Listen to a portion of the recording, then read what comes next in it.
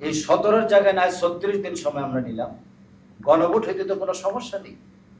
কেউ কেউ বলেছেন যে অর্থ যে জাতি 28 লক্ষ কোটি টাকা বিদেশে পাচার হওয়ার লুট মাথায় নিয়েছে, সেই জাতি রক্তের উপরে দণ্ডায়মান একটি সনদকে কার্যকর করার জন্য কয়েক হাজার কোটি টাকার লুট নীতি প্রস্তুত আছে, এতে কোনো সন্দেহ।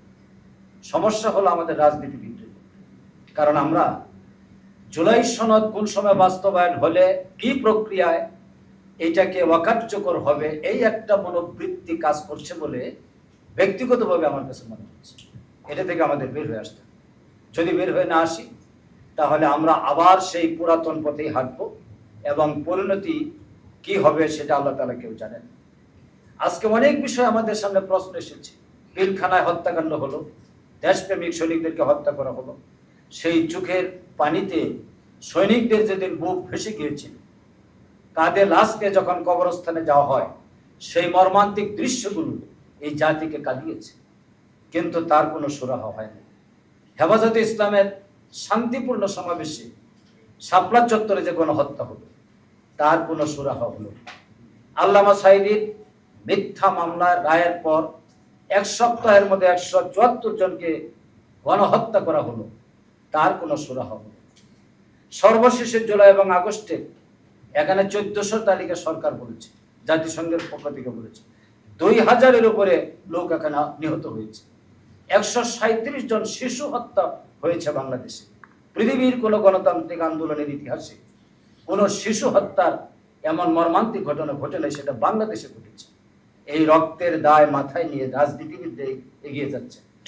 কথা ছিল বিচার দৃশ্যমান হবে, বিচার হয়তো শেষ হবে না, কারণ ট্রায়াল হবে, আপিল হবে, এরপরে এই পরিসমাপ্তি হবে, কিন্তু বিচারটা তো দৃশ্যমান হতে। আজকে কিছুটা আশার আলো যে 2-1টি মামলা হওয়ার দিকে অগ্রসর হচ্ছে।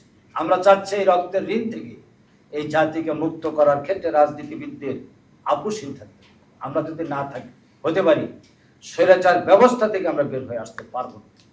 এরপরে আজকে আমাদেরকে আরেকটি বিষয় বলতে হয় যে গণভোটের ফায়সালা তো এখন করার দায়িত্ব হলো সরকার। ঐক্যমত্য কমিশনে সবাই একমত হয়ে গেছেন। এখন আমাদের রাজনীতিবিদদের আর এখানে খুব বেশি বক্তব্য নাই। আমরা মত দিয়েছি জামাত ইসলাম এটা 30শে নভেম্বরের মধ্যে হইতে হবে, অন্যরা মত দিয়েছেন একই দিনে হওয়ার হবে। উভয়ের যুক্তি সামনে আছে, অতীতের নজির আছে, এই নজিরের ভিত্তিতে সরকার সিদ্ধান্ত নেবে। এটা হলো আমাদের কথা, জামাত ইসলামের কথা। এরপর আমি বলবো যে আজকে নির্বাচনের জন্য যে পরিবেশটা নিশ্চিত হওয়া দরকার, সেটার দিকে আমি একটু গুরুত্ব দিতে চাই। কারণ রাজনীতিতে স্থিতিশীলতা, নির্বাচন ভাবনা, এটাই গুরুত্ব। রাজনীতিতে যদি স্থিতিশীলতা না থাকে তাহলে নির্বাচন কি করে স্বাভাবিকভাবে হবে?